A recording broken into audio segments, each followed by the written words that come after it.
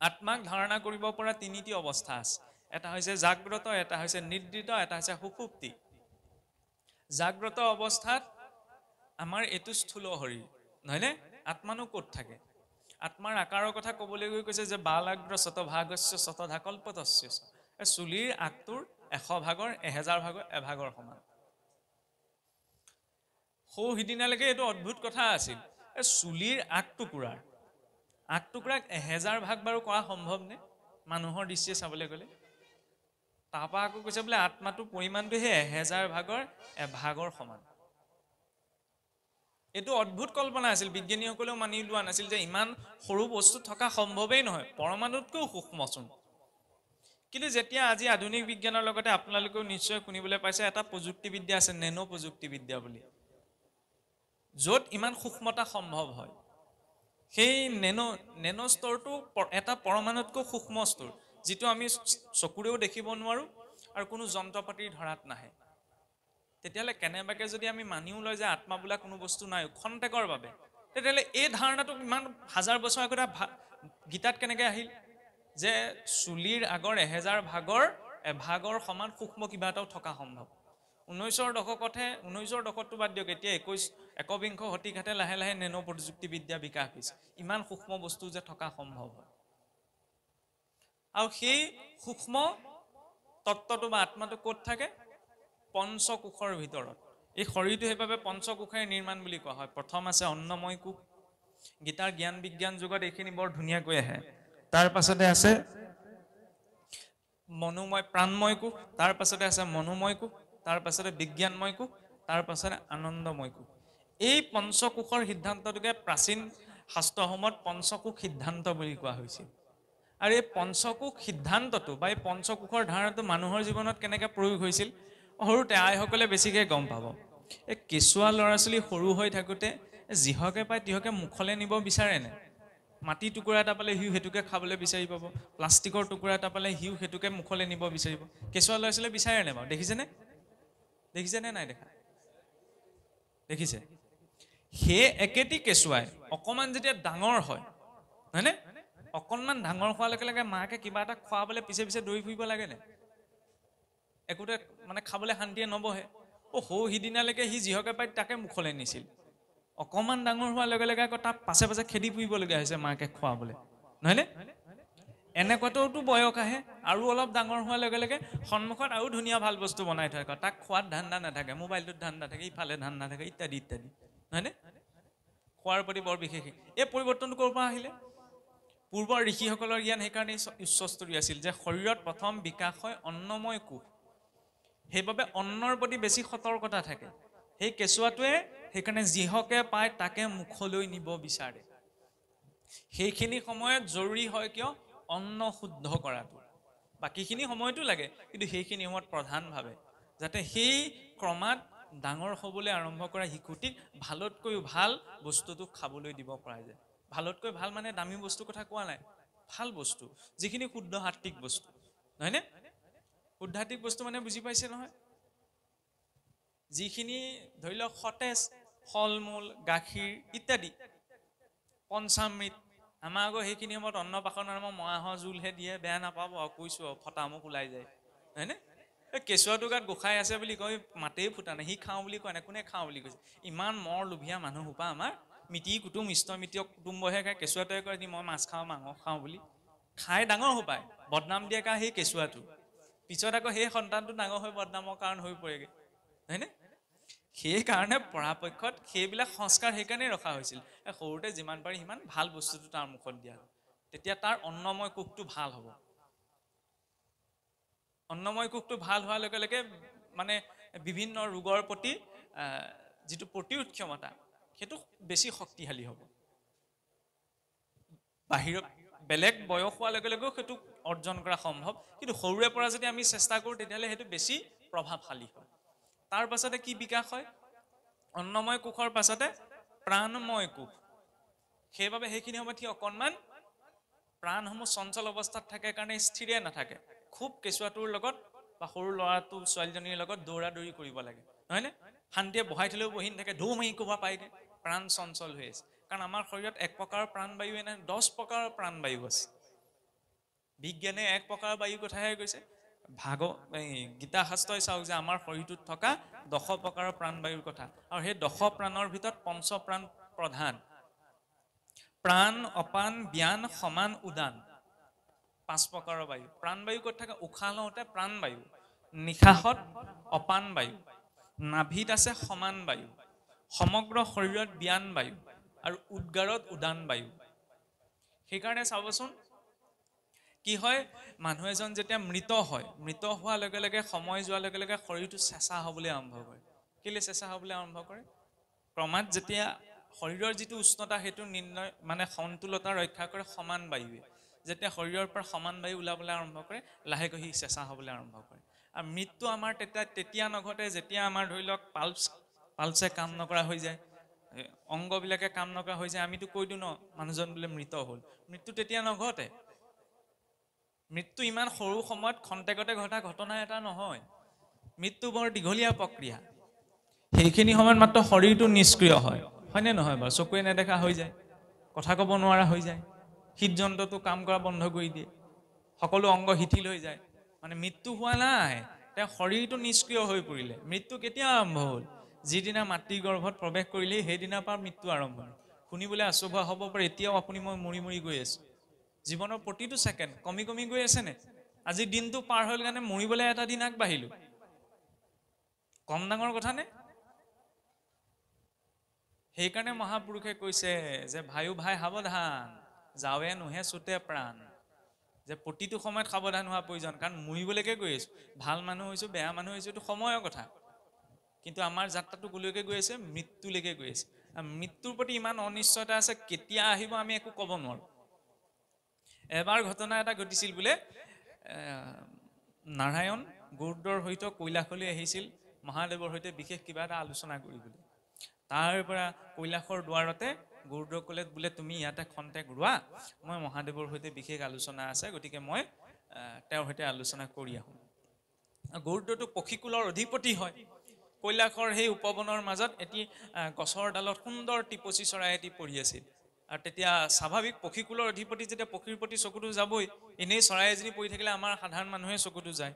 তেতিয়া ভাবিছে ইমান ধুনীয়াকৈ বোলে আনন্দ মনে চৰাইটোৱে সেই উপবনখনত বিচৰণ কৰি আছে। গৰুড়ই সেই মনোহৰ দৃশ্যকে চাই তাত ৰৈ আছিল। তেনেকুৱাতে কৈলাশলৈ আগমন ঘটিল যমৰাজৰ। যমৰাজক দেখি পেলাই গৰুড়ই লাহেকৈ প্ৰণাম কৰিলে, সম্ভাষণ জনালে আৰু ধৰ্মৰাজ বুলি। তাৰপৰা যমৰাজে কৈলাশৰ ভিতৰলৈ সোমাই যাতে চৰাইটোলৈ অকণমান বেকাকৈ চাই থৈ গ'ল। তেতিয়া গৰুড়ই ভাবিলে যমৰ চকু পৰিল যদি এইটো বেছি সময় নাথাকে আৰু, সেইবুলি ভাবি যমৰাজক কৈলাশলৈ সোমাই গ'ল। সেইখিনি সময়ত গৰুড়ই কি কৰিলে, আৰু নিজৰ বংশ পৰিয়ালৰ মানুহবোৰ প্ৰতি অকণমান টান এটা বেছি থাকেনে? গৰুড় এতিয়া পক্ষীকুলৰ অধিপতি, পক্ষীটোৰ প্ৰতি অকণমান সংশয় এটা যেতিয়া সোমালে যে যমৰ চকু পৰিল যেতিয়া বেছি সময় নাথাকে। গৰুড়ৰ বেগটো মনতকৈ অধিক। সংসাৰ আটাইতকৈ গতিশীল বস্তুটো হৈছে পোহৰ। পোহৰতকৈ আৰু একোৱে গতি কৰিব নোৱাৰে। পোহৰতকৈ শ্ৰেষ্ঠ হৈছে মনৰ বেগ। মনটোৱে নিমিষতকৈ কম সময়ত বহুত কথা ভাবিব পাৰে। আৰু মনতকৈও উচ্চ বেগত যায় গৰুড়ৰ গতি। গৰুড়ই লাহেকৈ সেই চৰাইটোক ধৰি পেলাই সহস্ৰ সহস্ৰ দূৰত থকা এখন উপবনৰ মাজত এৰি থৈ গুচি আহিল। তাৰপিছত সেই কৈলাশত উপস্থিত হৈছে। যমৰাজা ওলাই আহিছে, ওলাই আহি পেলাই আকৌ সেই উপবনখনলৈ চাইছে যে চৰাইটো নাইচোন। তেতিয়া গৰুড়ে মনতে ভাবিছে, এই প্ৰাণ নিম বুলি আহিছিলা, এতিয়া মই ইমান সহস্ৰ দূৰত থৈ আহিলোগে, এতিয়া ক'ৰ পৰা নিয়া। সেইকাৰণে মানে গৰুড়ে অকণমান হাস্যৰসৰ ভাৱতে যমক সুধিছে যে প্ৰভু আপুনি সেইফালে কি চাইছে, কিবা নিবলৈ আহিছিলে নি? তেতিয়া যমে কৈছে বোলে, তাকে বোলে মই এটা কথা, অথনি মই কৈলাশৰ ভিতৰলৈ সোমাই যাওঁতে উপবনখনত বৰ ধুনীয়া চৰাই এটা চৰি আছিল, তাকে মই দেখিলোঁ, দেখি পেলাই সি আনন্দ মনে ইমান বিচৰণ কৰি আছে। কিন্তু মোৰ ধ্যানত এইটো গোচৰ হৈছে যে ইয়াৰ পৰা সহস্ৰ সহস্ৰ বছৰ দূৰত আকৌ এখন উপবনতে চৰাইটো সাপ এডালে ভক্ষণ কৰিলে। গতিকে মই এইটো ভাবিয়েই মানে অকণমান পাৰ পোৱা নাই যে ইমান কম সময়ৰ ভিতৰত ইমান সহস্ৰ যোজন দূৰত সেই পক্ষীটোক পালেগৈ কেনেকৈ। তেতিয়া গৰুড়ই গম পালে, মানে মৃত্যুটো যদি আছে তেতিয়াহ'লে সেইটো নিশ্চিত, স্বয়ং ভগৱন্তৰ পাৰিষদেও সেইটো সলনি কৰিব নোৱাৰে। গৰুড়ই চৰাইটোকে বাচক বুলি সহস্ৰ যোজন দূৰত থৈ আহিলেগৈ, কিন্তু মৃত্যুৰ পৰা ৰক্ষা পালে জানো? সেই চৰাইটোৰ মৃত্যু সেই উপবনখনতে আছিল। সৰ্পৰ ভক্ষণত তাৰ মৃত্যু হ'ল, হয়নে? মোবাইলটো ৰিচাৰ্জ হ'লেও নটিফিকেশ্যন এটা আহে, দুদিনৰ পিছত ৰিচাৰ্জটো শেষ হ'ব বুলি। যমৰাজাৰ পৰা একো নটিফিকেশ্যন নাহে, হয়নে নহয়? সেইকাৰণে সতৰ্কতাটো প্ৰয়োজন। আৰু সতৰ্কতা ভয় খাই থাকিব নালাগে। জম বুলি ক'লে আমি ভয় কৰোঁ, বোলে বেয়া কাম কৰিলে জমে পিছত একদম ৰিফাইন তেলত ভাজিব, নহয়নে? কৃমি ভোজনত পেলাই দিব। ভয় কৰিব নালাগে। যদি ভাল কাম কৰি থাকোঁ তেতিয়াহ'লে আমি সেইবিলাক ভুগিব লগা নহয় নহয়। বেয়া কাম কৰিলেহে ভুগিব, নহয়নে? কাৰণ জমো এজন বৈষ্ণৱ। ভকত বুলি ক'লে এতিয়া আমি ধৰি লওক কেনেকুৱা বুজো, নহয়নে? এতিয়া যমৰ ওচৰলৈ কোনোবাই ভক্তি কৰিবলৈ যাবনে বা ভক্তি কথা শুনিবলৈ যাবনে? কোনো নাযায়। ধাৰণাটো সেইখিনিতে। ঈশ্বৰে সেইকাৰণে যমকো এজন শ্ৰেষ্ঠ বৈষ্ণৱ ৰূপত পাতি থৈছে। যম বুলি ক'লেতো আমাৰ মানুহে ভয় খায়, মৃত্যু বুলি ভাবে, নহয়নে? কিন্তু 12 বৈষ্ণৱৰ ভিতৰত এজন প্ৰধান বৈষ্ণৱ যমো। এতিয়া যমৰ ওচৰলৈ যাবলৈ পাৰিলেও ভক্তজনে ভালহে পাব, বোলে বৈষ্ণৱৰ ওচৰলৈ আহিছে। গতিকে ভকত যদি যমৰ ওচৰলৈ যায় তেতিয়াহ'লে অধোগতি নাই। একে লাইনৰ মানুহ হ'লে আপত্তি নাই নহয়। যদি লাইনটো বেলেগ হয় তেতিয়াহে অকণমান খেলি মেলি হ'ব, নহয়নে? সেইকাৰণে মানে ভকতৰ এই ভাগৱতত বা গীতাত যে বাৰে প্ৰতি এইটো প্ৰসংগ আহে, ভকতসকলে একদম ডাংকুপ মাৰি মানে কয় আৰু, প্ৰভু স্বৰ্গ পালেও মোৰ আপত্তি নাই, নৰক পালেও আপত্তি নাই, মুঠতে তুমি লগটো এৰিব নালাগে। বৰ টেঙৰ মানে জানে, স্বৰ্গলৈ গ'লেও ধৰি লওক ভকতি কৰিলে তাতো এটা বহুত উচ্চ পৰ্যায়ে পাব, কাৰণ ইন্দ্ৰাদি দেৱতাসকলৰ নমনীয় হৈ পৰিব।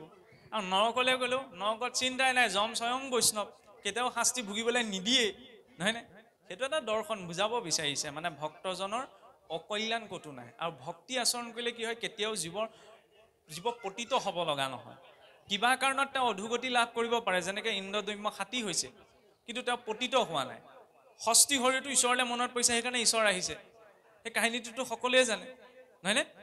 বৰ ধুনীয়া প্ৰসংগ এটা জড়িত হৈ আছে। যেতিয়া মানে ভগৱন্তই গজেন্দ্ৰক উদ্ধাৰ কৰি বৈকুণ্ঠলৈ উভতি গ'ল, উভতি যোৱাৰ পাছত লক্ষ্মী দেৱীয়ে সুধিলে দুটা বৰ ডাঙৰ গভীৰ প্ৰশ্ন কৰি, প্ৰভু তোমাক মাতিছিলে গজেন্দ্ৰই, তুমি গৈছিলা গজেন্দ্ৰৰ নিমিত্তে, তুমি গজেন্দ্ৰক উদ্ধাৰ কৰিলা মানি লৈছো, কিন্তু পোনপ্ৰথমতে তুমি গ্ৰাহক উদ্ধাৰ কৰিছা। কিন্তু গ্ৰাহেতো তোমাক স্মৰণ কৰা নাছিলে, গ্ৰাহে তোমাক বিচৰাও নাছিলে। গৈ পেলাই তুমি গ্ৰাহক প্ৰথমতে স্বৰ্গলৈ পঠালা, তাৰ পাছতহে তুমি গজেন্দ্ৰক বৈকুণ্ঠলৈ পঠাইছা। গ্ৰাহেতো তোমাক বিচৰা নাছিলে, তুমি গ্ৰাহক কিয় গতি দিলা? প্ৰথমটো কথা। আৰু দ্বিতীয় কথা হ'ল কি, তুমি প্ৰথমতে গজেন্দ্ৰক বৈকুণ্ঠলৈ পঠাই ল'ব লাগিছিল, তাৰ পাছতহে গ্ৰাহক তুমি কি দিয়া, কি গতি দিয়া নিদিয়া সেইটো কথা ভাবিব লাগিছিল। প্ৰথমতে তুমি গ্ৰাহকহে গতি দিলা। সেই কথাটোতে আচলতে ঈশ্বৰত অৰ্পণা কৰি কৰা কৰ্মৰ গোটেই দৰ্শনটো সোমাই আছে। কেনেকে? তেতিয়া দেৱী লক্ষ্মীক ভগৱন্তই কৈছিল যে, হে দেৱী চোৱা, যে পোনপ্ৰথম গজেন্দ্ৰই মোক স্মৰণ কৰিছিল সত্য, কিন্তু গজেন্দ্ৰই মোক স্মৰণ কৰাৰ লগে লগে তেওঁ মোৰ এজন একান্ত ভক্ত হৈ পৰিছিল, যেতিয়া মোক সমৰ্পণ কৰিলে। আৰু সেই ভক্তজনৰ চৰণত কোনে ধৰি আছিল? গ্ৰাহে। গতিকে ভক্তৰ চৰণত যি ধৰিব তেওঁক প্ৰথমতে আগতে পঠাম মই।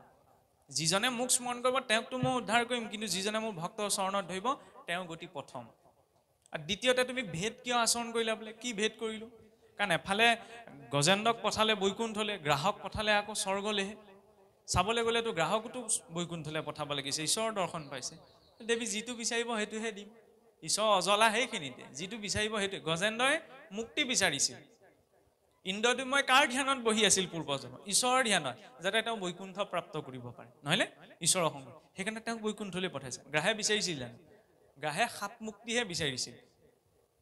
দেৱল ঋষিৰ অভিশাপ ক্ৰমে গ্ৰাহ হৈছিল, আকৌ গন্ধৰ্ব লোকলৈ গ'ল।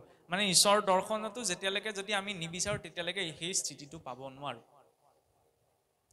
এতিয়া সেই কথাটোকে ক'বলৈ যাওঁতে আমি যি পঞ্চকোষৰ ধাৰণাত আছিলোঁ, যে প্ৰথম অন্নময় কোষ, দ্বিতীয়তে প্ৰাণময় কোষ, তৃতীয়তে কি বিকাশ হয়? মনোময় কোষ। সেইকাৰণে মনোময় কোষ বিকাশ হোৱাৰ সময়ত মনটো চঞ্চল হয়। আমাৰ চাবচোন, ধৰি লওক সাধাৰণতে 11 বছৰৰ পৰা 18 বছৰ সময় এইটো কৈশোৰ কাল বুলি কয়, নহয়নে? এইখিনি সময়ত মনটো চঞ্চল থাকে নে নাথাকে? আমি সকলেও ক'ব পাৰোঁ, আৰু পাই অহা জ্যেষ্ঠসকলেও এইটো কথা ক'ব পাৰে, নহয়নে? কিয় চঞ্চল হয়? কাৰণ সেইখিনি সময়ত মনৰ বিকাশ হয় সম্পূৰ্ণ ৰূপত। সেইখিনি সময়ত যদি মনক সংযমিত কৰিব পৰা যায়, তাৰপিছত আৰু আমি কিবা কিবি চৰ্চা নকৰোঁ, আকৌ একেটা গতিলে গুচিয়ে যাব। সেইকাৰণে এনেকুৱা কেতিয়াবা দেখা পায়নে, নাম ক'ব বিচৰা হোৱা নাই, যে কিছুসকল লোক এতিয়া তথাকথিত আমাৰ অসমখনতো ওলাই আছে, নহয়নে? বৰ্তমান পিছত বোলে বহুত জ্ঞানী, বহুত ভাল ভাল মানুহ, কিন্তু সময়ত গৈ এনেকুৱা এটা কৰ্মত লিপ্ত হোৱা দেখা যায়গৈ যিটো মানে সাধাৰণ মানুহে কল্পনাও কৰিবগৈ নোৱাৰে। এনেকুৱা ঢেৰ উদাহৰণ আছে গোটেই দেশখনত। কিয় হ'বলৈ পায়? কাৰণ তাৰ পাছৰ পৰ্যায়ত একদম গুণী জ্ঞানী গৰিমা মণ্ডিত হৈছে, সেইটো জৰুৰী নহয়। কেনেবাকৈ যদি সেই আচলতে শাস্ত্ৰত সেই সময়ছোৱাক পৌগন্দ্ৰ কাল বুলি কোৱা হয়, সেইখিনি সময়ত যদি মন বিচলিত হৈছে, তেতিয়াহ'লে পৰৱৰ্তী সময়ত তাৰ ওপৰত আমি যিমানেই জাপ নিদিওঁ কিয় জ্ঞানৰ বুজা লাভ নাই, এদিন আকৌ সেই ধাৰাটোলৈ গুচি যাবই নোৱাৰেগৈ। সেইকাৰণে মনটোক সেইখিনি সময়ত সংযম কৰিবলৈ আমাৰ কিছুমান শৌচদাচাৰ বিধি বিধান দিয়া হৈছিল, যাতে সেইখিনি সময়ত মনটো সংযমিত হৈ থাকে। কাৰণ সেইখিনি সময়তে গঢ় দিয়া আটাইতকৈ উত্তম সময়। তাৰ পাছতে বিকাশ হয় বিজ্ঞানময় কোষ, অকণমান সৃষ্টিশীল মন এটা বিকাশ হয়, হয়নে? চাবচোন অকণমান ধৰি লওক কৈশোৰ অৱস্থা প্ৰাপ্ত হোৱাৰ পাছতে ল'ৰাই হওক ছোৱালীয়ে হওক নতুনকৈ গোটেই পৃথিৱীখনক চাবলৈ আৰম্ভ কৰে, কিবা এটা সৃজনীত্মক শক্তি এটা বৃদ্ধি পায়, কিবা এটা নতুনকৈ কৰাৰ, নহয়নে নেতৃত্ব দিয়াৰ এনেকুৱা কিছুমান স্বভাৱ গুণ বৈশিষ্ট্য বিকাশ পায়। কিয়? বিজ্ঞানময় কোষ। তাৰ পাছতে অন্তিমটি পঞ্চম কোষটো হৈছে আনন্দময় কোষ। শেষত লক্ষ্য কি হয়গে? আমাৰ আনন্দ প্ৰাপ্তি। খালি তাক ডিৰেকশ্যনটো দিশটো আমি দিব জানিব লাগিব। যদি মই ধৰি লওক, কাৰণ আনন্দ পোৱাৰ মাধ্যম আজিকালি বোলে পৃথিৱীত ঢেৰ আছে নহয়। শিক্ষিত হৈ ধোঁৱা নোলোৱা মেচিনটোৰ পৰা ধোঁৱা উলিয়াবলৈ বেছি সময় নালাগে নহয়, চিন্তাই কৰিব নালাগে। সেইকাৰণে আনন্দ ক'ৰ পৰা আহৰণ কৰিব বিচাৰিছোঁ সেইটো জনাটো প্ৰয়োজন। প্ৰকৃত আনন্দ একমাত্ৰ ক'ত আছে?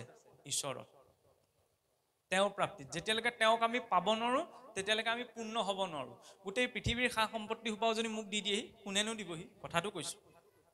তেতিয়াও মই মানে সন্তুষ্ট হৈ গ'লো, মোক আৰু একো নালাগে বুলি মই ক'ব নোৱাৰোঁ। কাৰণ জুইত যিমানে ঘিউ ঢালক সিমানে জুইকৈ বেছিহে জ্বলে, হয়নে? যেতিয়ালৈকে কিবা এটা পোৱাৰ পাছত আৰু পাম এই বাসনাটো বৃদ্ধিহে হৈ যায়। সেইকাৰণে যি পাইছোঁ তাতেই তুষ্ট থাকিবলৈ শিকিব লাগে। আৰু সেই তুষ্ট থাকি আমি কেনেকৈ শিকিম? আনৰ পৰা শিকিম নি? আনৰ পৰা শিকা সম্ভৱ নহয়, ঈশ্বৰৰ পৰাহে সেই অনুভৱটো আহিব। যাতে যেতিয়া আমি এইটো কথা গম পাম যে মই আজি খাবলৈ বিচাৰিছোঁ গাখীৰকণ, খাবলৈ পাইছোঁ সুদা চেঁচা পানী এটোপা, নিজৰ কৰ্মফল।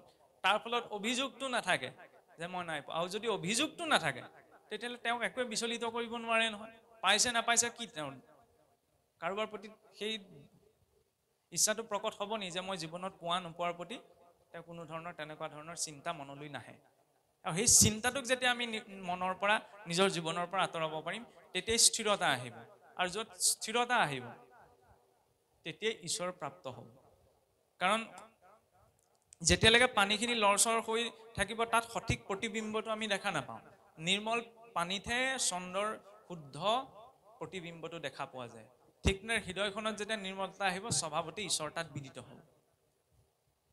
খালি সেইখিনি সময়ত নিজৰ দায়িত্বটো বুজিবলৈ আত্মচিন্তনটোৰ লগত প্ৰয়োজন যে মই কোন হয়। ভগৱন্ত কৃষ্ণই অৰ্জুনক সাংখ্য যোগৰ যদি কি বুজাব? তুমি পৰমাত্মাৰ অংশৰূপী জীৱাত্মা হয়। আৰু সেই জীৱাত্মা এই পঞ্চকোষৰ ভিতৰত, আনন্দময় কোষৰ ভিতৰত বিদ্যমান থাকে। কাৰণ আমাৰ শৰীৰ তিনিটা আছে, এটা হৈছে স্থূল শৰীৰ, এটা সূক্ষ্ম শৰীৰ, এটা কাৰণ শৰীৰ। স্থূল শৰীৰটো হৈছে এইটো যিটো চকুৰে দেখা গৈছে। এই স্থূল শৰীৰটোৰ ভিতৰত আৰু এটা শৰীৰ আছে, সেইটো হৈছে সূক্ষ্ম শৰীৰ। মন, বুদ্ধি, অহংকাৰ, চিত্ত এই চাৰিওটা ক'ত ব্যাপ্ত হৈছে, ক'ত জড়িত হৈছে? সূক্ষ্ম শৰীৰত। সেইকাৰণে সূক্ষ্ম শৰীৰটো আমি দেখা নাপাওঁ। কেতিয়াবা কোনোবা মানুহ দুৰ্ঘটনাগ্ৰস্ত হৈ যদি মৃত্যু ঘটে, বা ধৰি লওক কোনোবাই যদি আত্মহত্যা কৰে, বা কাৰোবাৰ যদি অস্বাভাৱিক মৃত্যু ঘটে, আমি যে কওঁ এইটো প্ৰেতজনী পালে বুলি। প্ৰেতজনী মানে কিনো? জীৱই যেতিয়া অস্বাভাৱিক মৃত্যু পায় বা আত্মহত্যা যদি কোনোবাই কৰে তেতিয়া স্থূল শৰীৰটো তেওঁ এৰি থৈ যাব লগা হয়। কিন্তু সূক্ষ্ম শৰীৰটো নষ্ট হৈ নাযায়। কিয় নষ্ট হৈ নাযায়? সি আকৌ চেষ্টা কৰে অন্য শৰীৰত প্ৰৱেশ কৰিবলৈ। কাৰোবাক যদি মোক মোৰ ঘৰখনৰ পৰা জোৰ জবৰদস্তি উলিয়াই পঠায়, মই চেষ্টা কৰিম নে ঘৰখনত সোমাবলৈ? নিজৰ শৰীৰটোৰ প্ৰতি মোহ থাকে। তেওঁ পৰিস্থিতিত পৰি যেনিবা আত্মহত্যা কৰিলে, দুৰ্ঘটনাত পতিত হৈ শৰীৰটোৰ পৰা ওলালে, সহজে তেওঁ গতি নাপায়। কাৰণ সূক্ষ্ম শৰীৰটো তেতিয়াও বিদ্যমান থাকে। সেইকাৰণে তেওঁ চেষ্টা কৰে অন্য শৰীৰত প্ৰৱেশ কৰিবলৈ, কিন্তু নোৱাৰে। আমাৰ যে কয় কিছুসকল এতিয়াও সমাজত আছে, ভূত লম্ভি গ'ল। ভূত লম্ভা সম্ভৱেই নহয়। কেনেকৈ সম্ভৱ নহয়? যদি মানুহ এজন মৃত হোৱাৰ পিছত তেওঁ ভূত প্ৰেত হ'ল, ভূত প্ৰেত হৈ যদি তেওঁ আনৰ শৰীৰত প্ৰৱেশ কৰিব পাৰে তেতিয়াহ'লেতো জীৱ স্বাধীন হ'ল। আৰু যদি জীৱ স্বাধীন হয় তেতিয়াহ'লেচোন ইচ্ছা কৰি মাতৃগৰ্ভত প্ৰৱেশ কৰিব পাৰে। আমি কৰিব পাৰোঁ জানো? কোনোবা জীৱৰ প্ৰতি সেইটো স্বতন্ত্ৰতা আছে জানো? সম্ভৱ নহয়। তেতিয়াহ'লে মানে ভূত প্ৰেত যে লম্ভে, সেইটো কিবা এটা নলম্ভে, সেইটো মানসিক বিকাৰৰ বাহিৰে একো নহয়।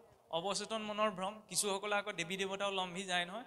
দুই গুজা লগাই দিলে দেৱী দেৱতা ওলাই যাব। খোলাকৈ কৈছোঁ, হয়নে? দেৱী দেৱতাসকল তেওঁলোকৰ লুট আমি ল'ব পাৰিম জানো? মানুহকে লুট ল'বগৈ নোৱাৰোঁ। সেইসকল কিছুমান অপশক্তিহে চাবলৈ গ'লে।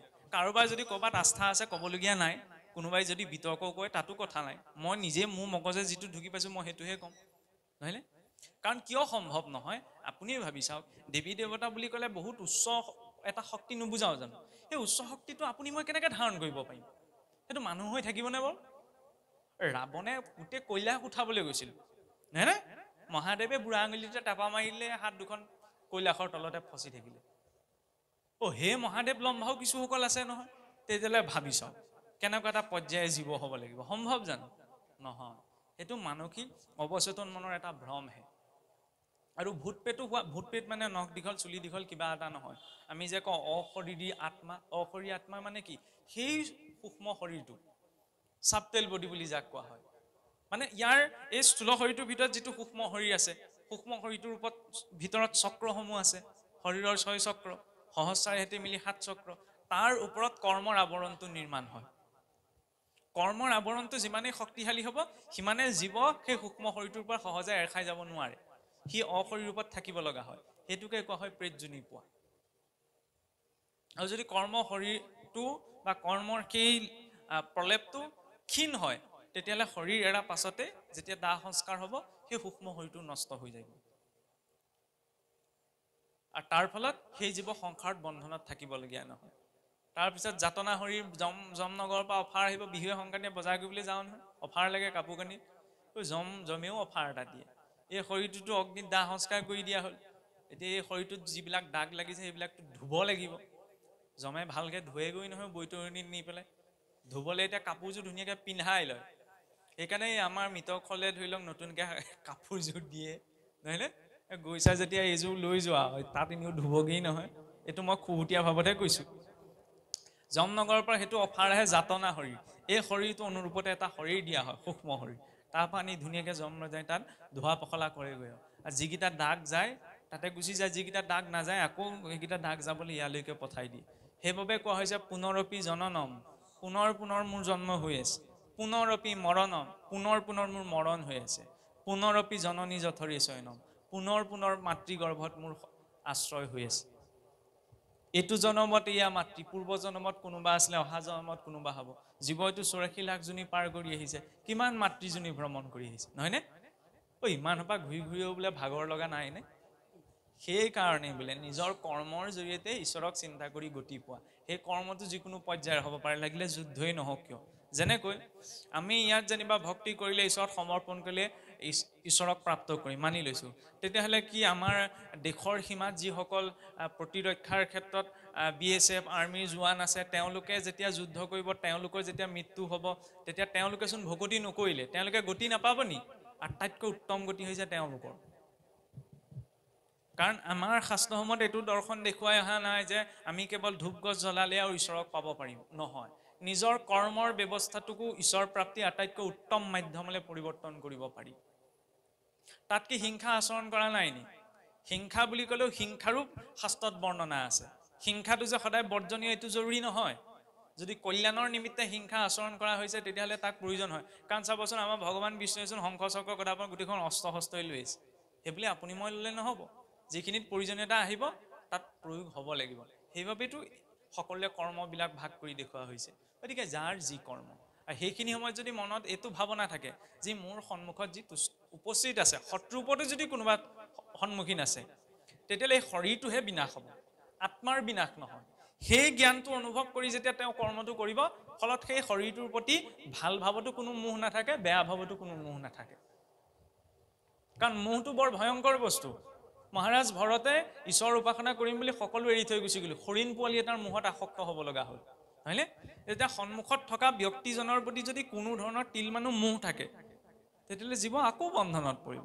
সেই মোহটোক আঁতৰাবলৈ তেওঁ শৰীৰটোক চোৱাতকৈ তেওঁ শৰীৰটোৰ ভিতৰত থকা সেই আত্মাৰামক দৰ্শনৰ, যিটো মহাপুৰুষে আমাৰ পদত কৈছে যে কুকুৰৰ চিগালৰ গদৰ্ভৰো আত্মাৰাম। কুকুৰটোক দেখিলে দণ্ডৱতে সেৱা কৰিবলৈ কোৱা নাই, কিন্তু অন্তত কুকুৰটোক দেখাৰ লগে লগে এইটো ভাৱনা কৰিবলৈ যে তেওঁতো সেই ঈশ্বৰৰ অংশই আছে, সেই ভাৱটো ৰখা, নহয়নে?